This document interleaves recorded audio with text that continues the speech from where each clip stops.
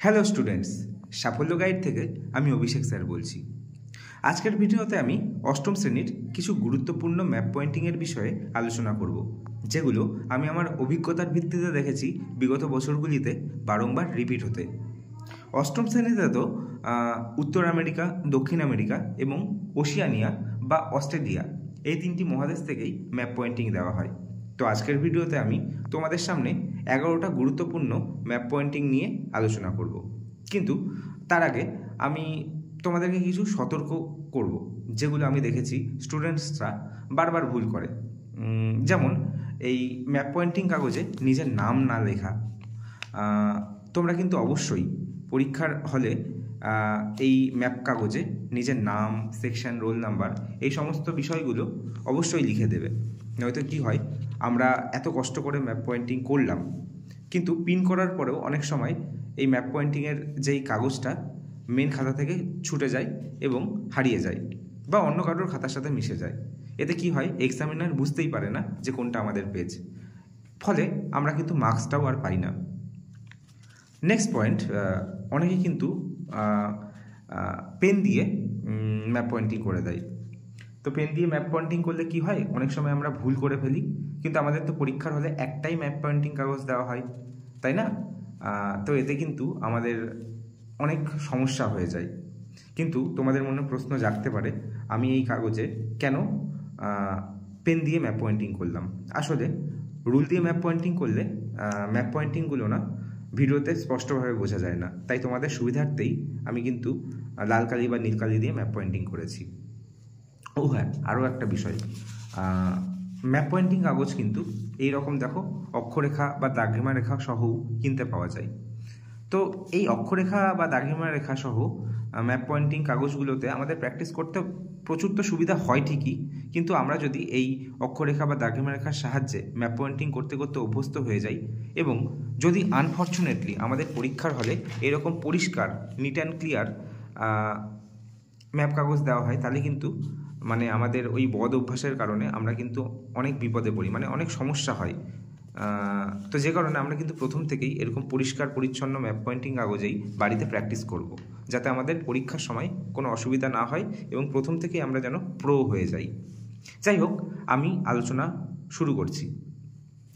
দেখো, প্রথমে 1 নম্বরে রয়েছে হর্ন অন্তরীপ। তোমরা জানো, তোমরা অলরেডি পড়েছো, হর্ন অন্তরীপ হলো দক্ষিণ আমেরিকা মহাদেশের একদম দক্ষিণতম বিন্দু। ঠিক আছে, দেখো আমি দক্ষিণতম বিন্দুটাকে তীর চিহ্ন দিয়ে দেখালাম এবং এখানটায় 1 নাম্বার লিখলাম এবং 1 নাম্বার দিয়ে এই পাশে বক্স করে সেখানটায় কিন্তু 1 নাম্বার দিয়ে হর্ন অন্তরীপ লিখে দিলাম। আমরা চাইলে এখানেও লিখতে পারতাম, কিন্তু এখানে লিখলে অনেক সময় কি হয়, যদি পাশাপাশি দুটো ম্যাপ পয়েন্টিং দিয়ে দেয় তখন কিন্তু দুটো লেখা পাশাপাশি মিশে যায় এবং এক্স্যাক্টলি আমরা কোনটাকে কি বোঝাতে চাইছি সেটা বোঝা যায় না। যে কারণে আমাদের নাম্বারিং করাটাই ভালো, কারণ নাম্বারটা অল্প জায়গা কভার করে। ঠিক আছে, তো যাই হোক, দেখো আমি এখানটা হর্ন অন্তরীপ লিখে দিলাম এবং 1 নাম্বার দিয়ে দিলাম। ঠিক আছে, পরীক্ষার এক্সামের কাগজে ঠিক আছে তোমাদেরকে যত নাম্বার দেবে, ধরো হর্ন অন্তরীপ 2 নাম্বারে আছে, তাহলে কিন্তু 2 নাম্বার দিয়েই লিখতে হতো।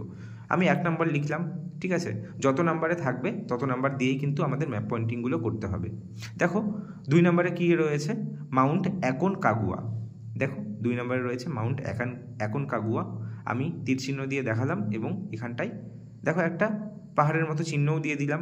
ঠিক আছে, তোমরা এই চিহ্নগুলো দিতেও পারো, নাও পারো, দিলে ভালো।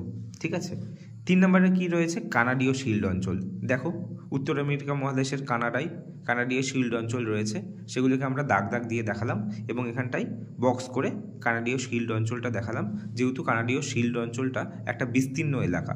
ঠিক আছে, এদিকে আমি তীর চিহ্ন দিয়েও দেখালাম। ঠিক আছে, আচ্ছা, এরপরে 4 নম্বরে কি রয়েছে, আয়ার হ্রদ। দেখো আয়ার হ্রদটা কোথায় রয়েছে, ওশিয়ানিয়া মহাদেশে। ঠিক আছে, আচ্ছা, এরপর 5 নম্বরে কি রয়েছে, সুপিরিয়র হ্রদ।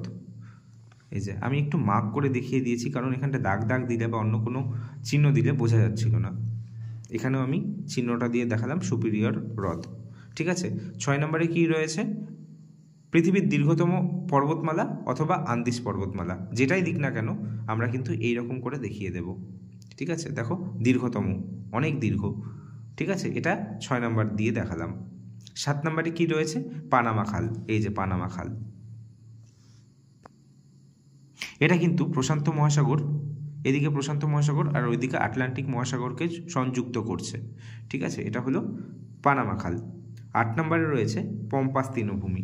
এই যে পম্পাস তৃণভূমি, আমি কাটা কাটা চিহ্ন দিয়ে দেখালাম। ঠিক আছে, তাই এখানটাও কিন্তু 8 নম্বরের মধ্যে কাটা কাটা চিহ্ন দিয়ে দিলাম। ঠিক আছে, তোমরা কিন্তু এই চিহ্নগুলো তোমাদের ইচ্ছা মতো বসাতে পারো। এখানটা কাটা চিহ্ন না দিয়ে আমি কিন্তু অন্য চিহ্নও বসাতে পারতাম, গোল গোলও বসাতে পারতাম বা ত্রিভুজ চিহ্নও বসাতে পারতাম, যা ইচ্ছা।